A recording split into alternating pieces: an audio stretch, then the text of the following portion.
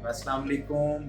लोग अक्सर ये बात पूछते हैं 40 साल की उम्र में ऐसा क्या काम होता है कि इंसान बीमारियों का शिकार हो जाता है, क्या ऐसी वजह है? नज़र में कमज़ोरी आ जाती है, मुख्तलिफ बीमारियाँ उस पर अटैक करना शुरू कर देती हैं। बात ज़हन में रखें, 40 साल की उम्र के बाद इंसान में मेच्योरिटी आती है, हार्मोनल काफ़ी चेंजेस आ जाते हैं, इन्वायरमेंट के बहुत सारे असरात होते हैं, जिम्मेदारियाँ बहुत सारी होती हैं। और मैं हमेशा अपने पेशेंट से ये बात करता हूँ, आप एक कान से बात सुने दूसरे से निकाल दें। जो बंदा किसी स्ट्रेस वाले इन्वायरमेंट में रहता है वो शुगर का शिकार भी होगा, वो बीपी का शिकार भी होगा, वो बहुत सारी बीमारियों का शिकार हो सकता है। और जब आप इन बीमारियों का शिकार हो जाते हैं तो अल्टीमेटली जिस्म के अंदर दो ऐसी बहुत नाजुक चीज़ें हैं जिन पे हर बीमारी का सबसे पहले असर होता है। वो कौन सी चीज़ें हैं?